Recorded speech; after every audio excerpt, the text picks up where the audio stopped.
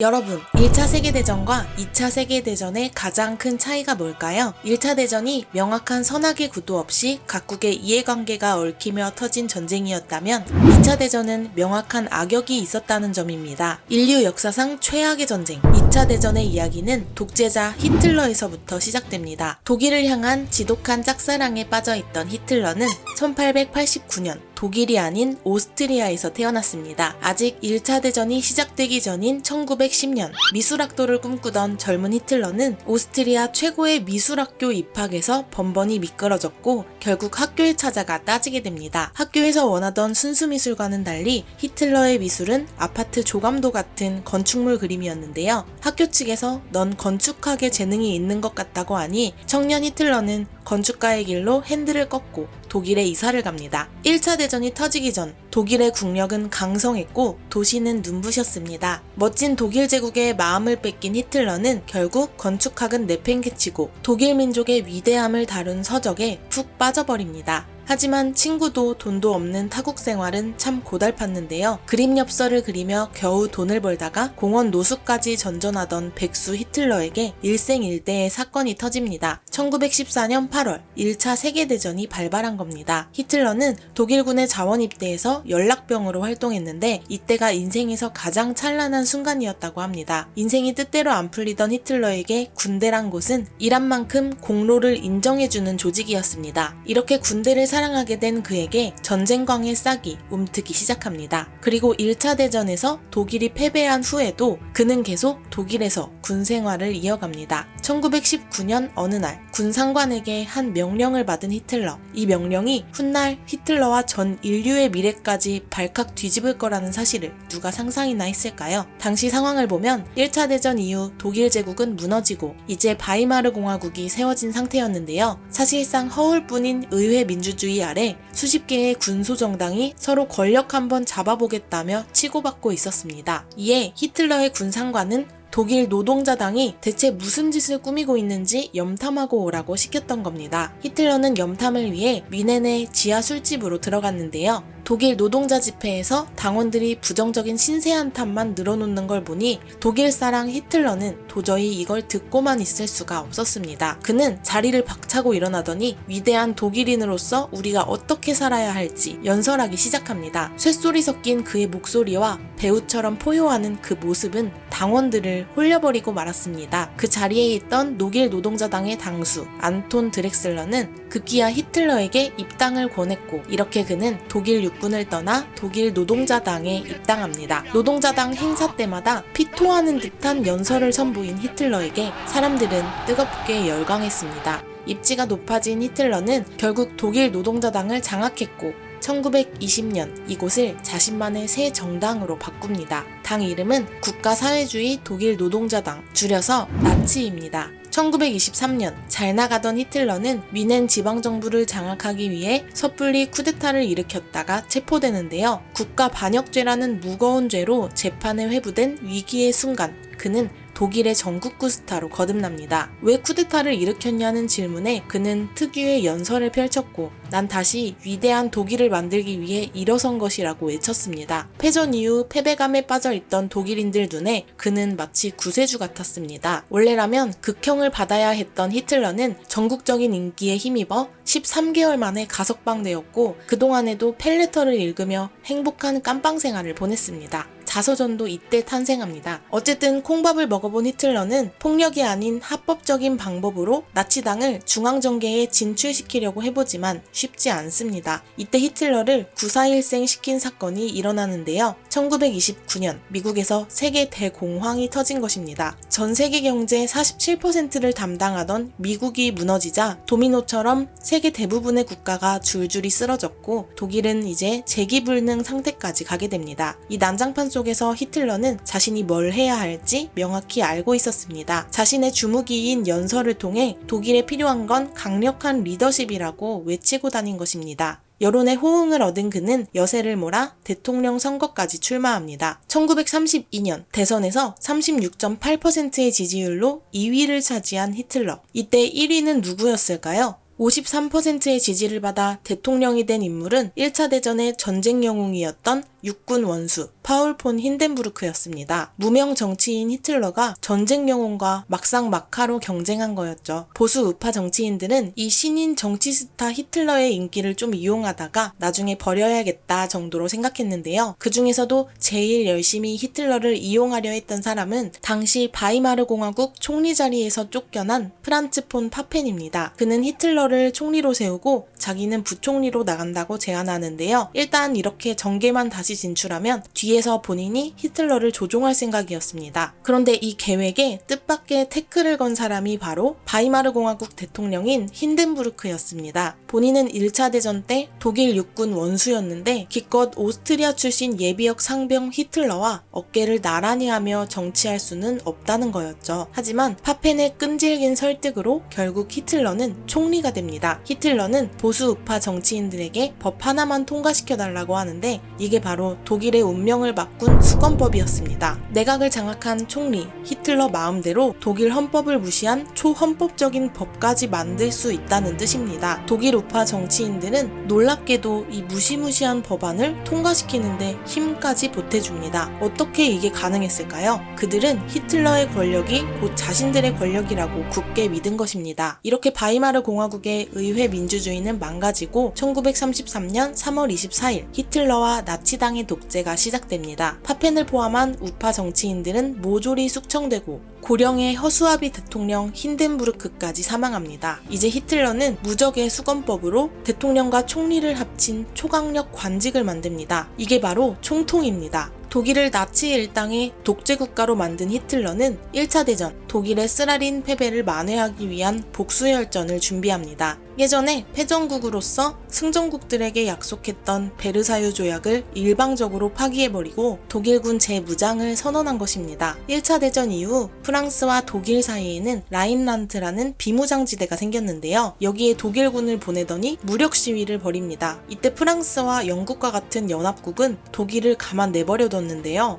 아무리 1차 대전 때 승리했던 연합국이라 한들 전쟁 피해는 워낙에 컸고 설마 미치지 않고서야 또 수천만 명이 죽는 대전을 벌일까 싶었던 거였죠. 하지만 이렇게 반응이 없는 연합국을 보고 자기가 기싸움에서 이겼다고 생각한 히틀러는 신나게 탱크와 전투기를 찍어냅니다. 그리고 야심찬 계획을 하나 세우는데요. 그 이름하여 레벤스라움 구상입니다. 레벤스라움은 독일어로 살 공간이라는 뜻인데요. 유럽 땅에 게르만족이 살 공간을 확보하겠다. 즉 유럽 땅을 다 빼앗아서 대게르만 제국을 세우겠다는 꿈에 부푼 것입니다. 그 첫 번째 목적지는 자신의 고향 오스트리아였습니다. 1938년 오스트리아 총리와 말이 통하지 않자 히틀러의 독일군은 오스트리아를 침공하지만 예상외로 오스트리아 국민들이 나치 독일군을 열렬히 환영했고 이렇게 히틀러는 아주 편안하게 고국을 차지합니다. 그의 다음 먹잇감은 바로 체코슬로바키아였습니다. 당시 체코슬로바키아 땅은 독일 중간 부위를 쑥 밀고 들어온 형태였는데요. 그중 맨 서쪽 지역이 거의 독일계였습니다. 히틀러는 주데텔란드 주민이 거의 게르만족이니까 너네도 레벤스라움에 동참해야 한다. 이런 논리를 펼칩니다. 히틀러가 이렇게 막무가내로 유럽 땅 따먹기를 이어가자 영국을 포함한 연합국이 계속 두고 볼 수만은 없습니다. 그래서 1938년 9월 영국과 프랑스 등의 연합국 대표들이 독일 미넨에 가서 너네 좀 적당히 하라고 협상을 하는데 이 사건이 미넨 협정입니다. 영국 총리가 중재하기를 그래 독일 너네가 주데텔란드 가져라. 대신 거기까지만 하고 체코슬로바키아를 더는 건들지 말아라. 이에 독일도 일단 동의했는데요. 영국과 프랑스가 이렇게 저자세로 나온 건 그들도 독일을 저지할 여력이 없었기 때문입니다. 그리고 불과 6개월 후 히틀러는 시원하게 연합국 뒤통수를 치며 체코슬로바키아를 침공했고 이 미넨 협정은 역사상 최악의 사기 협정이라는 오명을 쓰게 됩니다. 이제 오스트리아, 체코슬로바키아 다음으로 히틀러의 먹잇감이 된 곳은 폴란드였는데요. 폴란드 일부 땅이 원래는 독일 땅이었는데 1차 대전 때 독일이 패전하면서 다시 폴란드에 내줬던 겁니다. 히틀러는 원래 거기 우리 땅이니까 돌려달라고 요구하는데요. 당연히 폴란드는 거부할 거고 그 구실로 침공할 작정이었지만 생각해보니 폴란드 오른쪽에 있는 소련이 자꾸 신경 쓰입니다. 만약 이렇게 영토를 계속 확장해 나가다가 또 프랑스랑 싸우게 된다면 프랑스랑 싸우는데 1차 대전 때처럼 소련이 또 끼어든다면 좌프랑스, 우소련 사이에 또 끼어버리는 악몽이 반복되어선 안 됐습니다. 그래서 히틀러는 소련의 스탈린과 비밀 협상을 하는데요. 독일과 소련 사이에 낀 폴란드를 사이좋게 반반씩 침공해서 서쪽은 독일이, 동쪽은 소련이 차지하자. 그리고 무슨 일이 있어도 우리는 서로 공격하지 말자는 조약. 이게 바로 1939년 8월 23일에 맺은 독소 불가침 조약입니다. 이제 히틀러는 무서울 게 없었습니다. 만약 1차 대전 때처럼 또 서쪽의 영국, 프랑스와 싸우더라도 뒤에서 소련한테 칼 맞을 일은 없게 됐으니까요. 이때 영국이랑 프랑스는 대체 뭘 하고 있었을까요? 원래 1차 대전 때는 영국, 프랑스, 러시아가 동맹이었지만 당시 러시아는 사라지고 공산국 소련이 탄생한 상황이었습니다. 영국, 프랑스 내부에서는 그래도 어떻게 공산국이랑 손을 잡냐 이런 분위기였기 때문에 결국 영국과 프랑스는 여론의 눈치만 살피다가 소련과 손잡을 타이밍을 놓쳐버립니다. 어쨌거나 이제 독일은 본격적인 무력 침공을 준비하는데요. 여기서 중요한 포인트가 바로 무력 침공이라는 점입니다. 여태 독일은 피 한 방울 안 흘리고 오스트리아와 체코슬로바키아의 주데텐란드 등을 접수했는데요. 이제 폴란드를 무력 침공한다는 것은 또 다른 전쟁의 서막을 알리는 것이었습니다. 결국 1939년 9월 1일 할머니가 돌아가셨다라는 선제 공격 암호에 따라 나치 독일의 탱크들이 폴란드 국경을 넘어갑니다. 히틀러라는 한 사람의 야욕으로 인해 공식적인 2차 세계대전의 막이 열린 것입니다. 독일의 총공세에 폴란드군은 2주 만에 무너져버립니다. 이 결과에는 두 나라 간의 공군력 차이가 결정적이었는데요. 우리가 슈투카라고 부르는 독일의 급강하 폭격기는 당시 폴란드인들이 생전 처음 보는 괴물 전투기였습니다. 게다가 동쪽에서 60만 소련 대군까지 가세하자 폴란드는 무릎을 꿇을 수밖에 없었습니다. 영국과 프랑스, 이번엔 그냥 넘어갈 수 없었겠죠. 독일이 폴란드를 친 지 이틀 뒤 연합국이 독일에 선전포고를 합니다. 하지만 그게 다였습니다. 아직 전쟁 트라우마가 남아있던 영국, 프랑스는 그냥 말로만 폴란드를 도울 뿐이었죠. 결국 무력으로 폴란드를 점령한 독일이 무시무시한 2차 대전의 문을 열었습니다. 다음 목표는 바로 히틀러의 증오가 서려있는 적국 프랑스였습니다. 그런데 프랑스에겐 믿는 구석이 하나 있었는데요. 바로 프랑스와 독일 국경을 따라 만든 지하요새 마지노선이었습니다. 마지노선은 프랑스 국방부 장관이던 앙드레 마지노가 1차 대전 참호전의 악몽만큼은 피하기 위해서 만든 프랑스 서부전선 방어선인데요. 프랑스와 독일 국경을 따라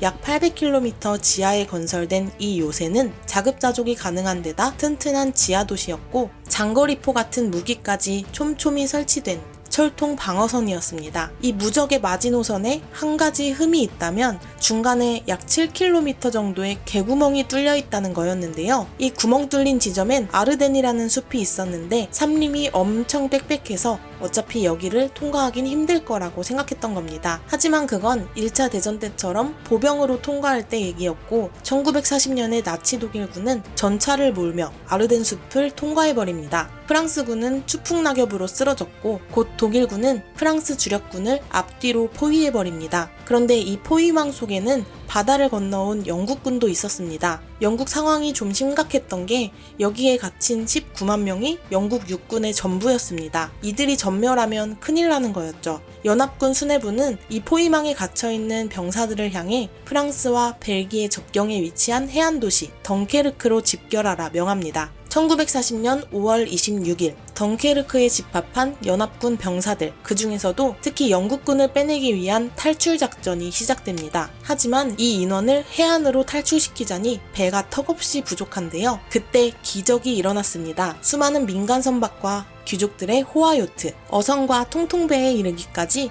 약 700척의 선박이 덩케르크 해안으로 몰려오고 있었습니다. 수많은 민간인들은 젊은 병사들을 구하기 위해 영국에서부터 자발적으로 배를 몰았고 정원 초과 상태로 병사들을 꾸역꾸역 태워가며 무사히 영국으로 복귀합니다. 이렇게 무려 33만여 병사가 덩케르크를 탈출한 것은 독일군이 진격을 멈춘 사이에 벌어진 기적 같은 일이었는데요. 이때 히틀러는 대체 왜 가만히 있었던 걸까요? 히틀러가 덩케르크 앞에서 진격 중지 명령을 내린 것은 두고두고 의문을 남겼습니다. 여기엔 복합적인 원인이 있겠으나 전열을 가다듬기 위해 지시했다거나 영국과의 평화 협상을 위해 풀어줬다 등등의 가설이 있는데요. 이유가 뭐였든 히틀러가 덩케르크에서 진격을 중지시킨 건 결국 2차 대전 패배의 도화선이 되었습니다. 1940년 6월 14일 히틀러의 나치 독일군이 프랑스 파리에 입성합니다. 이제 강력한 프랑스 육군은 거의 사라지고 영국군은 배 타고 섬으로 도망갔으니 서부 유럽은 거의 히틀러 손에 들어온 건데요. 이제 슬슬 소련까지 차지하고 싶은 욕심이 피어오릅니다. 그리고 마침 스탈린이 내부 권력을 잡다가 자기네들 군 지휘관을 싹 다 숙청했다는 소식이 들려옵니다. 이를 기회로 여긴 히틀러, 독소 불가침 조약을 찢어버리고 1941년 소련을 침공합니다. 이것이 바로 2차 대전 안의 또 다른 대전, 독소 전쟁입니다. 서부전선에서의 승리로 자신감이 넘치던 히틀러는 수도 모스크바를 향해 진군해 나갑니다. 그런데 모스크바 작전에서 히틀러가 돌연 진군을 중지시키더니 모스크바 밑에 우크라이나 먼저 정리하라고 명령합니다. 히틀러의 생각은 모스크바를 먼저 치러 갔다가 후방 우크라이나에게 뒤를 공격당할 수도 있다는 거였는데요. 결론적으로 이 우크라이나 침공은 큰 실수였습니다. 모스크바 코앞에서 차를 돌려 우크라이나로 간 독일군은 하루 만에 우크라이나를 무너뜨리고 다시 모스크바에 갑니다. 이때 모스크바에 다시 도착한 게 10월이었는데요. 러시아의 무시무시한 초겨울이 시작되는 시기였습니다. 세계 최강을 자랑하던 독일군 기갑부대 탱크들은 얼어붙은 진흙탕 앞에선 속수무책이었고 우크라이나에 갔다 오는 동안 모스크바의 소련군은 이미 철통 방어가 완료된 상태였습니다. 그래서 히틀러는 스탈린그라드로 목표를 변경합니다. 이 도시는 소련의 유전지대기도 했고 스탈린이 자기 이름을 넣을 만큼 애착을 갖고 있는 도시이기도 했습니다. 이렇게 인류의 단일 전투로서는 최다수의 사상자를 낸 비극의 사륙전 스탈린그라드 전투에 서막이 오릅니다. 1942년 7월부터 1943년 2월까지 이어진 이 전투에서 40만 독일군과 100만 소련군 대부분이 전사했고 민간인까지 합치면 총 200만 명 이상이 희생됩니다. 스탈린그라드 전투가 얼마나 끔찍했냐면 독일군은 7초에 한 명씩 죽고 소련군은 6살짜리 꼬마에게도 총을 쥐어주었답니다. 독일의 전투기 수천 대가 융단 폭격으로 도시를 초토화시켰고 밀려나던 소련군은 싸우다 죽자고 외치며 앞으로 나아갔습니다.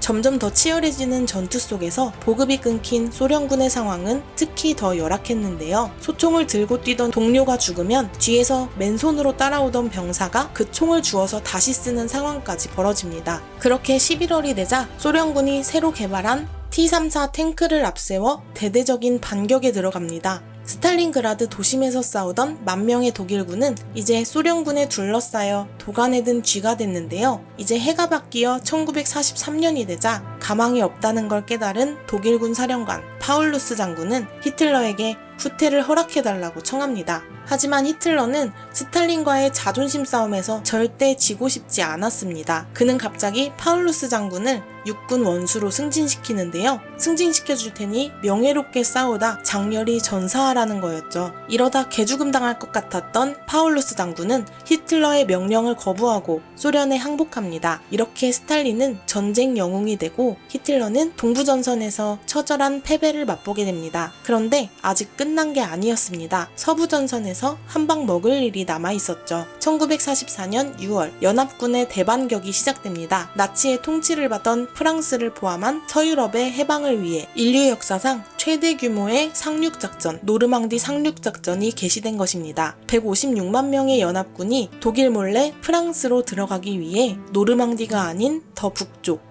도버 해협에 상륙한다며 거짓 정보를 흘리고 대서양 해안의 독일군 레이더 기지를 몽땅 부숴버립니다. 게다가 프랑스 해안에 엄청난 악천후까지 몰아치자 결국 독일군은 오판을 하고 말았습니다. 독일군을 완전히 속인 150만 연합군이 프랑스로 밀려들어왔지만 히틀러는 상황 파악도 제대로 못했습니다. 대응 타이밍을 놓친 독일군은 연전 연패하기 시작했고 독일군 수뇌부는 이제 히틀러의 군 작전 능력을 의심하기 시작합니다. 몇몇 엘리트 장교들은 결국 저 정신 나간 히틀러만 없으면 전쟁이 끝난다는 믿음으로 히틀러 암살 작전에 들어가는데요. 1944년 7월 회의장 책상 밑에서 시한폭탄이 터졌지만 고막만 찢어진 히틀러는 부하들의 배신에 엄청난 충격을 받고 이젠 더더욱 아무도 믿지 못한 채 마음대로 전쟁을 밀어붙입니다. 노르망디에 상륙한 연합군이 드디어 프랑스 파리로 진군하자 히틀러는 선 넘은 명령을 내리는데요. 파리 점령군 사령관 콜티츠에게 파리를 다 불태우고 시민들을 다 죽여버리라는 겁니다. 하지만 콜티츠 장군은 히틀러의 몹쓸 명령을 거부하고 부하 17,000여 명과 함께 연합군에 항복합니다.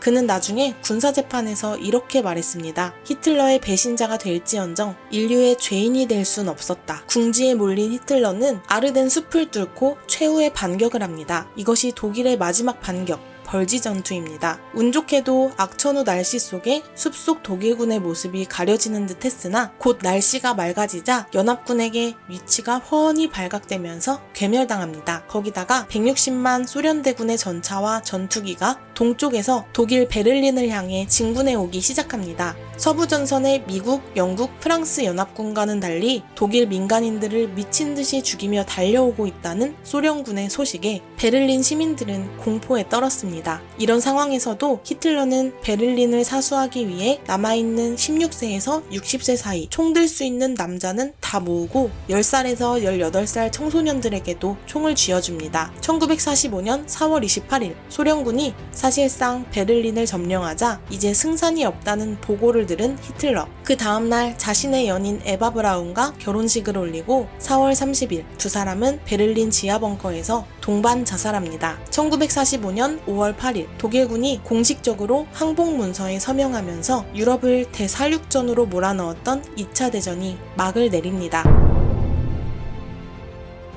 이 영상은 도서 썬킴의 거침없는 세계사를 바탕으로 제작했는데요. 인류 최초의 대량 사륙전인 1차 대전과 이번 영상에서 다룬 2차 대전 외에도 일본과 미국의 태평양 전쟁, 아편 전쟁과 국공내전에 이르는 세계 전쟁사에 대해 마치 이야기하듯 풀어주는 책이었습니다. 복잡해 보이는 여러 나라의 관계들, 전쟁에 얽힌 크고 작은 사건들이 머릿속에서 잘 정리되지 않는 분들이나 그동안 너무 지루하거나 뻔한 세계사 수업만 만났던 분, 딱딱한 문체 알레르기가 있는 분들에게 특히 더 추천드리고 싶은 흡입력 강한 책입니다. 또한 굵직한 세계사 흐름을 단번에 읽고 싶은 분들, 전쟁사를 한 편의 영화처럼 읽고 싶은 분들에게 딱 맞을 것 같습니다. 썬킴의 친근하고 과감한 해설로 듣는 세계사 속 전쟁 이야기, 썬킴의 거침없는 세계사를 추천드립니다. 구독과 댓글은 영상 제작에 큰 힘이 됩니다. 원하시는 주제가 있으시면 언제든 댓글로 신청해주세요. 시청해주신 여러분 감사합니다.